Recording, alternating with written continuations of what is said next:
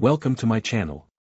Subscribe, listen and enjoy my stories every day. When I first married Sarah, I thought I'd found my partner for life.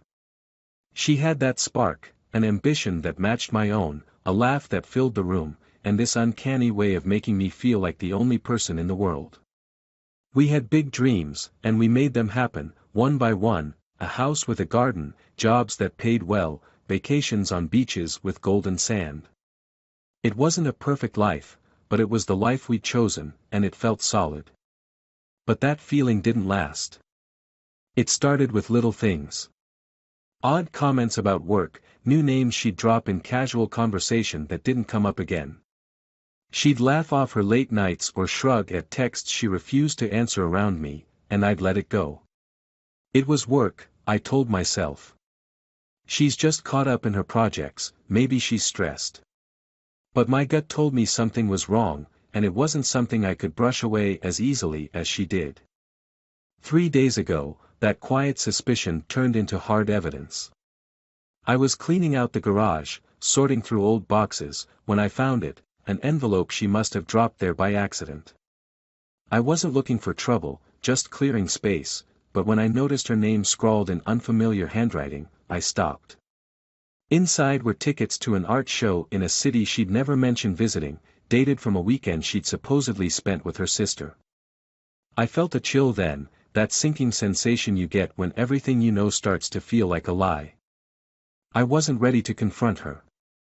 I told myself it was nothing, that maybe she had gone with a friend and forgotten to mention it. But the knot in my stomach grew tighter, and I knew I couldn't just ignore it. So, I did something I never thought I'd do. That night, I logged onto her laptop, typing in the password I'd seen her use 100 times. My fingers hovered over the keyboard, feeling the guilt weigh down on me, but my gut urged me on. What I found shook me. There was a thread of emails between her and someone named Tom.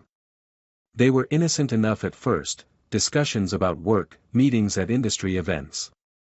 But the tone shifted over time. They started talking about wine bars and late dinners, the emails punctuated with little inside jokes that I didn't understand. There were photos, too. Her in a dress I hadn't seen before, smiling at the camera in a way I recognized all too well. It was the way she used to look at me. The anger hit me first, but it was quickly drowned out by this hollow, nauseating emptiness. I closed the laptop, stared at the blank wall in front of me, and felt the world collapse around me. Everything I'd thought we'd built together, every memory, every promise, every late-night conversation about the future, seemed to disappear in that instant. I spent the next day in a daze, going through the motions at work, pretending everything was fine. I nodded along in meetings, answered emails, and tried not to think about what I'd uncovered. But every time my mind wandered, it circled back to her and Tom, to those emails that felt like splinters under my skin. By the time I got home, the anger had returned, burning through the numbness. She was in the kitchen, cooking dinner like it was any other night. She looked up and gave me a smile, the same smile that had once made my heart skip. But now it felt like a mask. Every gesture, every laugh, every word out of her mouth felt rehearsed. And the worst part was, she didn't even seem to notice anything wrong. How could she be so calm, so collected, when she was lying to me? I wanted to confront her, to demand answers. But as I watched her move around the kitchen, I realized something. I wanted her to feel what I felt, that gut-wrenching moment when your world shatters. I wanted her to experience the same pain, the same betrayal. Confronting her now wouldn't give me that. It would just let her weasel her way out, with excuses and apologies I knew wouldn't mean a thing. No, I needed to be smarter about this. The next morning, I called in sick and spent hours poring over our documents. I found her work emails, checked her social media, even went through old receipts. Piece by piece, I started to see the life she'd been hiding from me, the secret world she'd carefully built behind my back. There were hotel bookings I hadn't known about, charges to restaurants we'd never visited together, gifts I'd never seen. It felt surreal, like I was investigating a stranger instead of the woman I'd loved for over a decade. When I had all the pieces together, I knew what I had to do. It was no longer a question of if I would leave her, it was a matter of how. But leaving quietly, letting her walk away unscathed, felt wrong. She'd lied to me, built a life of secrets while pretending everything was fine. No, she didn't deserve an easy exit. That night, as we sat together in silence, I let her think everything was normal. She poured herself a glass of wine, talked about her plans for the weekend, mentioned some work event she had to attend. I nodded along, feeling the anger simmering under my skin. I couldn't wait to see her face when she realized that her little game was over. As she headed to bed, I lingered in the kitchen, sipping my drink, letting the silence settle. I didn't feel guilt anymore. I didn't feel sadness or regret. All I felt was a cold, unyielding resolve. She'd shattered my trust, and now she was going to pay for it in ways she'd never expect. The morning light crept through the blinds, casting thin lines across the bed. I lay awake, watching as Sarah shifted beside me, oblivious to the storm she'd set in motion. It was strange, feeling like an outsider in my own life, as if the past few years were scenes from someone else's story. But it was mine, and the betrayal felt like a burn that wouldn't heal. I spent that morning playing my role, brewing coffee and listening to her talk about her plans with barely a flicker of emotion. She mentioned a work conference next weekend, one of those quick overnight things. She said she might need to leave a day early to meet with some clients. I nodded, masking the anger that bubbled up. Of course, sounds good, I replied, managing a smile that she returned easily. But behind that smile, I was preparing to dismantle her life, step by step. When she left for work, I called my lawyer. My voice felt steadier than I expected as I explained the situation, detailing the evidence I had gathered. I want a divorce, I told him firmly. But I want to do this right. I want to make sure she feels every ounce of what she put me through.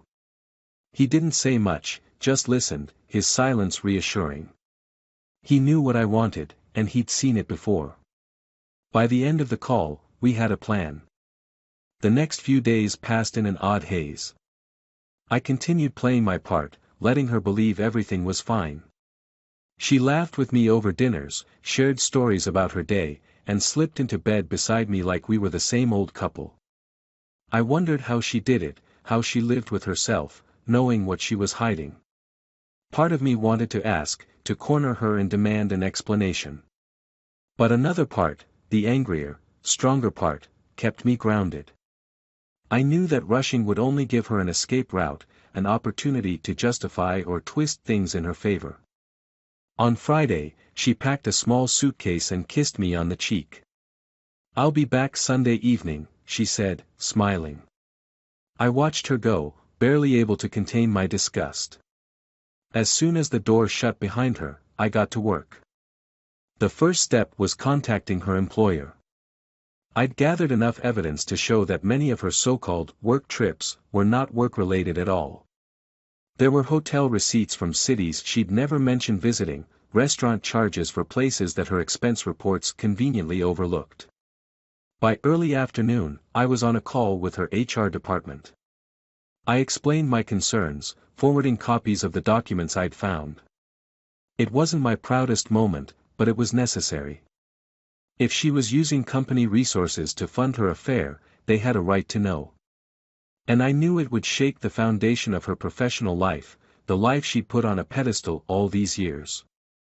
Once I hung up, a quiet satisfaction washed over me. It was only the beginning, but it felt good.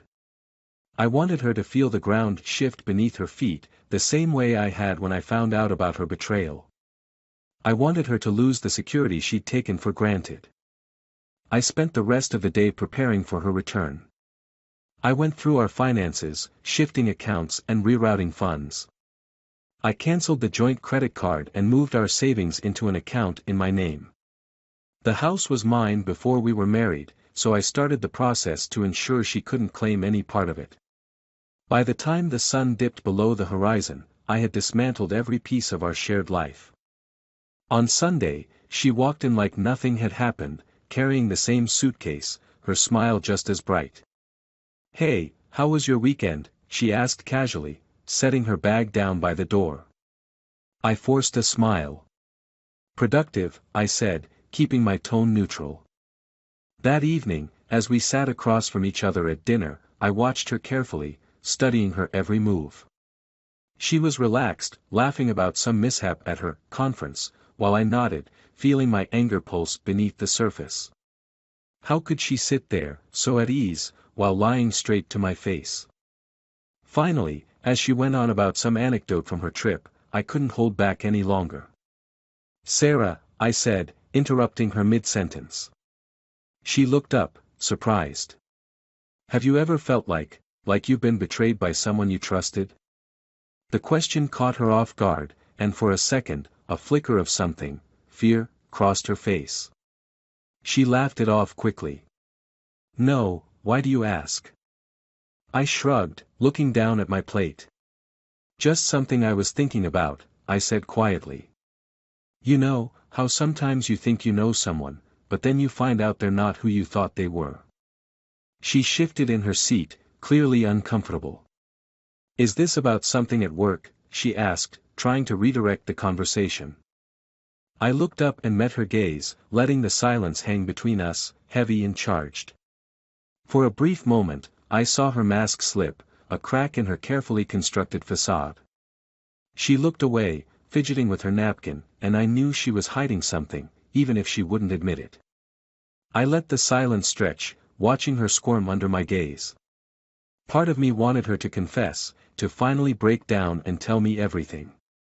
But I knew that would be too easy for her, too quick. She didn't deserve that relief. After a moment, I shrugged, returning to my meal. "It's probably nothing," I said casually. "Just a thought." She looked at me warily, but I kept my face neutral, giving nothing away. The next morning, I left for work before she woke up. I wanted her to stew in that unease, to let it gnaw at her the way her betrayal had gnawed at me. As I walked out the door, I glanced back at her sleeping form, wondering if she had any idea of what was coming. But I doubted it. She'd been so wrapped up in her own deception, so consumed by her double life, that she couldn't see the walls closing in around her. Later that day, I got a call from her boss. My complaints had shaken things up at her office, and they were launching an internal investigation.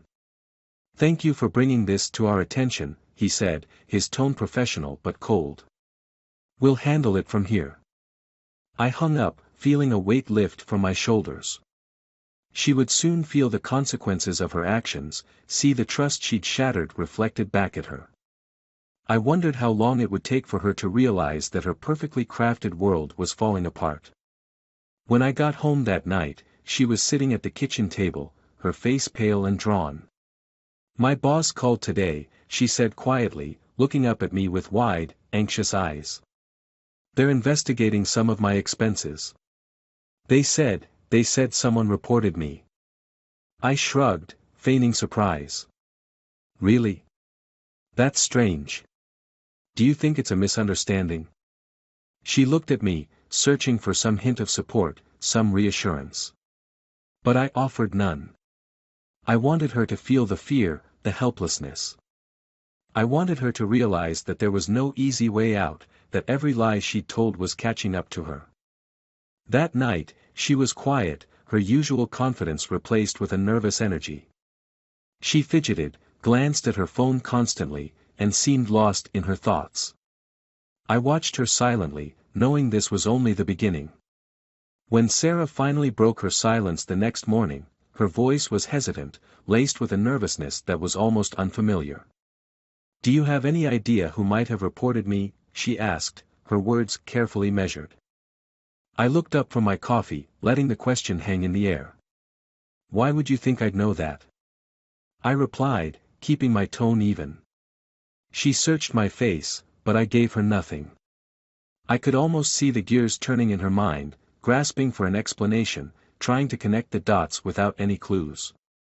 It was exactly where I wanted her, confused, scrambling, uncertain. By that evening, the tension was thick. She hadn't said much all day, pacing around the house, occasionally checking her phone, as if waiting for some disaster to strike. I stayed out of her way, knowing my silence was more unsettling to her than any confrontation could ever be. Then, just as we were finishing dinner, the call came.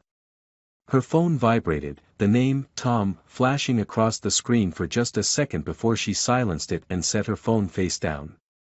My stomach twisted, a fresh wave of anger igniting, but I kept my face neutral. "Someone important?" I asked, my voice carefully controlled. She looked at me, a flicker of panic crossing her face, and for a moment, she was speechless. "No, just, someone from work," she muttered, the lie obvious even to her. Her eyes shifted away, guilt evident in her body language, her voice barely masking her nerves. I held her gaze until she looked down, unable to meet my eyes. That was when I decided it was time for the final step. The following day, while she was at work, I made the final arrangements with my lawyer. We discussed the timeline, and I confirmed that all assets would be securely transferred to my name by the end of the week. It was the end of a chapter, and I felt a strange calm settle over me, a quiet sense of resolution. When I returned home, I found her waiting in the kitchen, her face drawn and pale. She looked up, meeting my gaze with an expression that was both apologetic and desperate. "Listen," she started, her voice breaking, "I think we need to talk. About everything." I sat down, nodding for her to continue. The silence pressed down between us, and she fidgeted, clearly struggling with what to say. "I've made some mistakes," she finally admitted, her voice barely above a whisper. She avoided my gaze, looking at her hands as if they held the answers to her guilt. "I didn't mean for things to get out of hand. It was. I don't know how it happened, honestly." She looked up at me, her eyes searching for any sign of forgiveness. "Can you understand that?" I watched her for a long moment, letting her words sink in. "Understand?" I repeated, my voice low, almost cold. "Understand what, exactly?" "That you lied. That you pretended everything was fine while you were hiding this entire life behind my back." She flinched, her eyes filling with tears. "I didn't want to hurt you," she whispered, her voice cracking. I shook my head, my anger simmering just below the surface. "You didn't want to hurt me, but you did it anyway. Did you ever stop to think about what this would do to me? Or was it just easier to pretend I wouldn't find out?" She reached across the table, her hand trembling as she touched mine. "Please," she said, her voice soft and pleading. "I want to make this right." I pulled my hand away, the finality of that gesture sealing the distance between us. "You don't get to make this right," I said quietly. "Not this time." Her face crumpled, and she bit her lip, her tears threatening to spill over. For a moment, she seemed like a stranger, someone I couldn't recognize, a woman who bore only a faint resemblance to the person I'd loved. She was reaching for some way to fix things, but there was no longer anything left to salvage. "You've already made your choice, Sarah," I continued, my voice even, detached. "You chose to lie, to hide things, to betray the life we built together. And now, I'm making mine." Her face paled as she realized the weight of my words, the understanding dawning in her eyes that this was no longer something she could control. "But, can't we work through this?" she asked, her voice trembling. "We've been together so long, there's so much history here. Doesn't that mean anything to you?" "It meant everything to me," I replied, standing up. "That's why this hurts the way it does. But it's also why I can't forgive it. Not this time." She looked up at me, helpless, her expression pleading, but I walked away. I had nothing left to say, and I couldn't bear to hear her excuses. I could feel the weight lifting from my shoulders as I left the room, the burden of betrayal easing, replaced by a strange sense of relief. For the next few days, we existed in a quiet limbo, the remnants of our relationship hanging by a thread. She tried to act like nothing was wrong, but the tension was palpable, the silence between us echoing with everything that had been left unsaid. Then, on Friday, I handed her an envelope. She looked down at it, her hands shaking, and I could see the realization dawning on her face. "These are the divorce papers," I said simply. "I want you to sign them." She stared at the envelope, her expression a mix of disbelief and fear. "You can't mean this," she whispered. "Please, don't do this." I met her gaze, my voice steady, firm. "I mean every word. We're done, Sarah." The finality of those words seemed to hit her like a physical blow, and she crumpled, tears streaming down her face. But I felt nothing as I watched her fall apart. No sympathy, no sadness, just a strange sense of completion. "I gave you everything," I said quietly. "I trusted you with my life, with everything I had. And you took it for granted." She tried to reach for me, her hands trembling, but I took a step back, holding up my hand.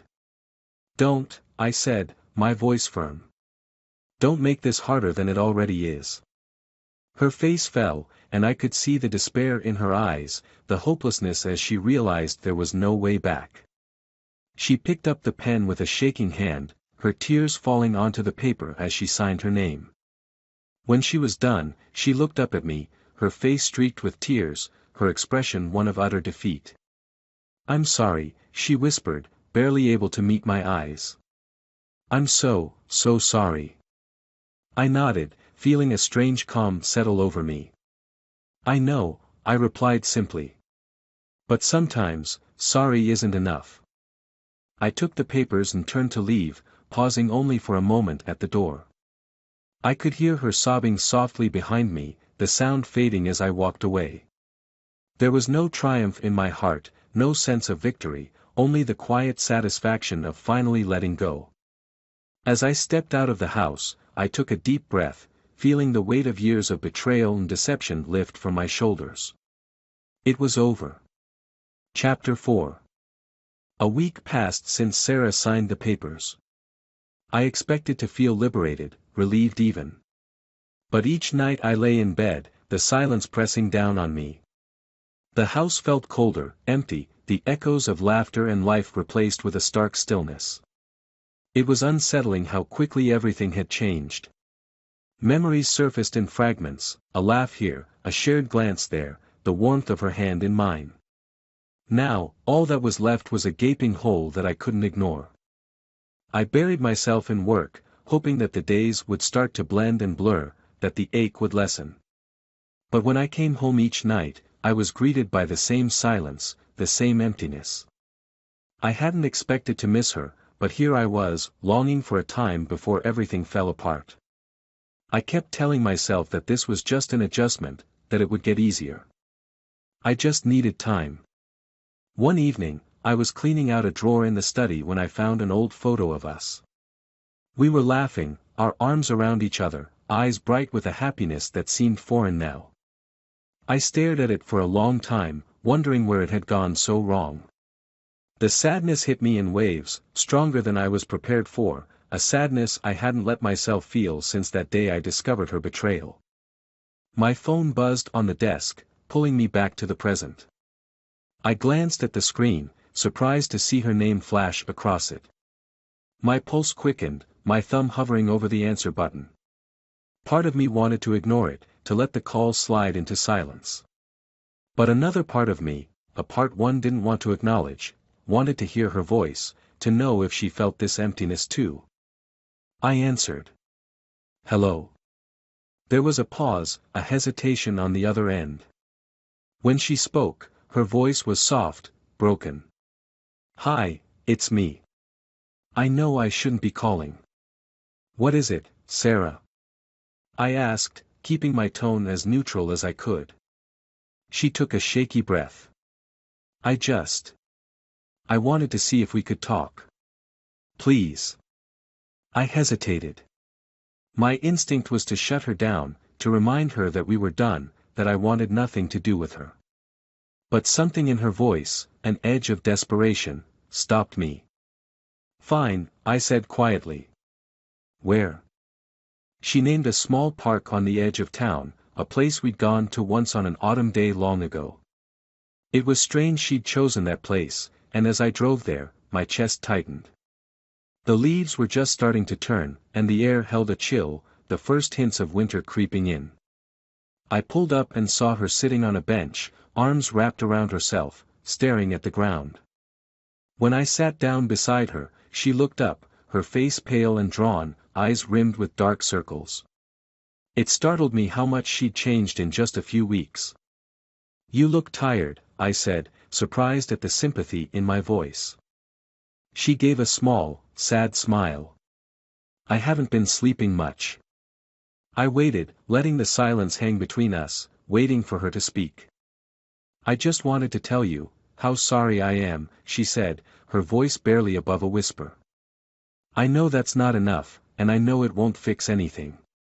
But I needed you to know." I nodded, keeping my expression unreadable. "Why now?" She looked down, picking at the hem of her coat. "I guess I didn't realize what I had until I lost it. You were always there, you know. Always. And I took it for granted." She paused, her voice faltering. "I thought I could have both, the excitement, the thrill, and still come back to you. But I was wrong." I watched her, feeling a strange mix of anger and sadness. "You thought you could treat me like a backup plan?" I asked, unable to keep the bitterness from my voice. She shook her head, tears filling her eyes. "I don't know what I was thinking. I was stupid, selfish. And now? I just wanted to tell you I'm sorry. That I'll never forgive myself for what I did." I looked away, staring out at the trees swaying in the breeze. "And what do you want from me now, Sarah? Forgiveness?" "No," she whispered. "I don't expect that. I know I don't deserve it." She took a shaky breath. "I just wanted to say goodbye." Something in her tone caught my attention, a heaviness that didn't feel right. I turned to look at her, but she was already standing, pulling her coat tighter around her, as if warding off a cold only she could feel. "Take care of yourself," she said softly, her voice trembling. Before I could respond, she turned and walked away, her steps slow and deliberate. I watched her disappear down the path, a strange unease settling over me, something I couldn't quite name. The next morning, I went about my usual routine, pouring a cup of coffee and heading out the door for work. But as the day went on, that feeling of unease grew. Her words from last night echoed in my mind, her haunted expression, the tremble in her voice. That afternoon, I got a call from a number I didn't recognize. I almost let it go to voicemail, but something urged me to pick up. "Is this Mr. Carter?" a woman's voice asked. "Yes, who is this?" "This is Dr. Nguyen from Riverview Hospital," she said, her tone gentle, careful. "I'm calling regarding Sarah Carter. She listed you as her emergency contact." The blood drained from my face. What happened? There was a pause, and in that silence, a dread unlike any I'd felt before settled over me. "She was brought in early this morning. She tried to take her own life." The words hit me like a physical blow, stealing the breath from my lungs. I struggled to find my voice, my hands shaking. Is she alive?" "Yes," Dr. Nguyen said gently. "She's stable, but she's going to need time and a lot of support." I could barely process the words, my mind spinning. I thanked her and hung up, the world around me blurring as I stood there, feeling the weight of everything settle over me. I drove to the hospital in a daze, my mind replaying our conversation from the night before, every word, every look. When I arrived, they directed me to her room, and I stood outside the door, staring at the pale, fragile figure lying in the bed, her face turned toward the window. When I stepped in, she looked up, her eyes widening in surprise. "You came?" she whispered, her voice hoarse. I nodded, unsure what to say. "Why, Sarah? Why didn't you tell me?" She looked away, a tear slipping down her cheek. "I didn't want to burden you. After everything I put you through, I thought. I thought it would be better if I just disappeared. I sank into the chair beside her, the anger, the betrayal, everything I'd held on to crumbling as I watched her break before me. You should have told me. I could have. I don't know, done something. She shook her head, her voice barely a whisper. I didn't deserve help. I hurt you, and I thought this was the only way to make it right. For the first time since all of this began, I reached out and took her hand, the coldness of her fingers startling me. You made mistakes, Sarah. But no one deserves this. I paused, my voice breaking. I don't know if I can ever forgive you. But I don't want you to go through this alone. Her eyes filled with tears as she looked up at me, a faint glimmer of hope in the sadness that filled her gaze. And as I sat there, holding her hand, I realized that maybe, just maybe, some broken things weren't meant to be fixed. But that didn't mean they had to be abandoned. In the silence of that hospital room, we sat together, two people bound by hurt and loss, trying to find some semblance of peace amid the wreckage of everything we'd once shared. And though I didn't know what the future held, I knew that, for now, I wasn't ready to let her go.